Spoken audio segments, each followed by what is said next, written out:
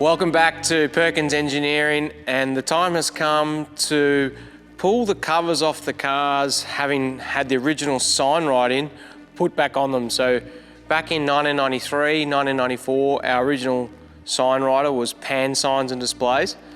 So when the time came to get that job redone on the two VPs, the first person we called was Peter Pan, as he's known, Peter Davies, and his wife Michelle.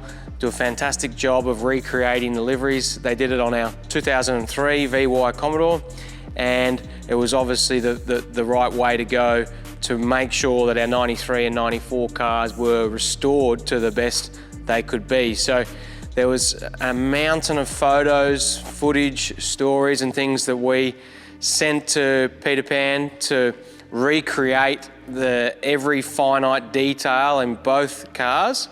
And we've been really proud of both our attention to detail and obviously pan signs and displays, recognising the importance of getting every little detail perfect. So I'm looking forward to ripping the cover off both cars and pointing out a few things different between the two liveries. And without further ado, let's whip the covers off and have a look. Well, this is the big reveal, the 93 car. So much blood, sweat and tears has gone in to get into this point.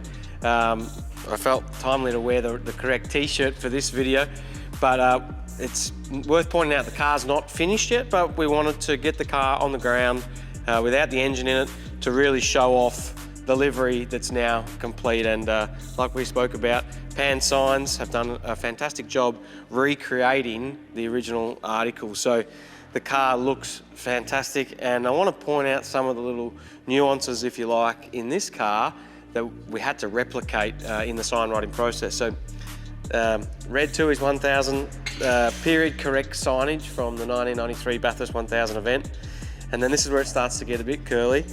These numbers on the passenger side have square corners on the white background, and the distance between the numbers is quite small. We were able to line this up with the door handles, the door gaps, everything to ensure that it was 100% how it was back in 1993.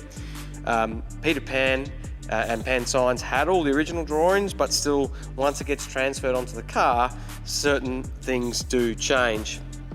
If we walk around the back of the car, this is one of the big features that a lot of people have spoken about, is why we've used a VN garnish, and we actually think that a lot of the reason was behind this Castrol sticker.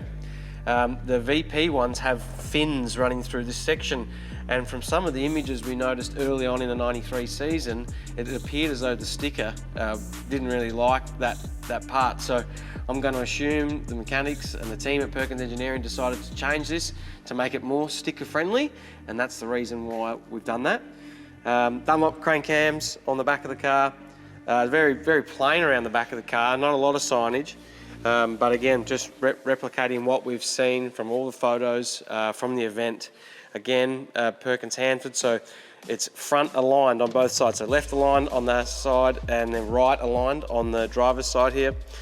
Australian flags, placement, the stripes, which we've spoken about in previous episodes, that's all paintwork, but that was all placed to make sure that our signage was going to be bang on.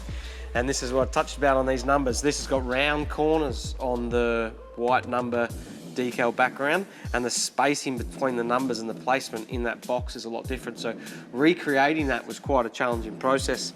We see our Group A cam signage here.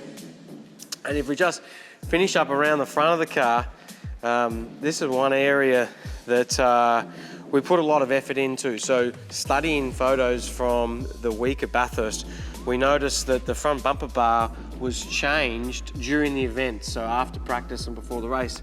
And we could figure this out from the crane cam sticker. So the crane cam signage during the race is quite large here. It folds down over this contour. And you'll see in the 1994 car that it actually is meant to sit a bit shorter. It's a bit of a shorter sticker. And that's what it looked like in practice, but not in the race. So we've replicated all this detail to make it look like it was on the grid at the race in 1993. So it's been a fantastic effort. So we'll go and check out the 1994 car now. So over here now on the 1994 car, and the attention to detail doesn't differ starting with the bonnet, which funnily enough, most people would suspect the bonnets would be the same. Not the case. Using the lines or the body lines of the bonnet and the bonnet pins, we were able to really replicate the Castrol signage to match exactly what this was in 1994 with grid photos we had. Our crane cams is the smaller, more common size in the centre. The Dunlop logos were slightly adjusted between the 2 years, different corners on the edges, which we've been able to replicate all that around the front of the car. And then some of the bigger changes on the side, so we've got the original Tui's 1000 sticker, the rounded number templates, which became quite a common feature on these cars for many years after that. White Channel 7.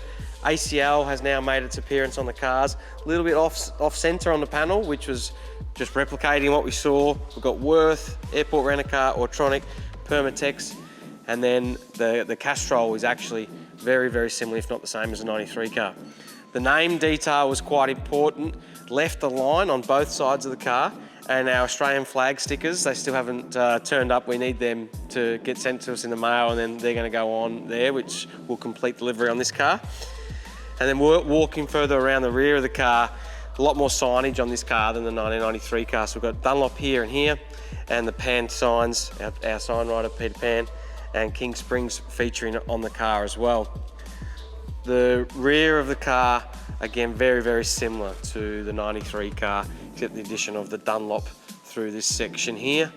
And as we make our way around to the driver's side, again, very, very similar, if not the same as the passenger side, but I'm sure you agree, both cars look fantastic, and we've been really happy with how they've come up.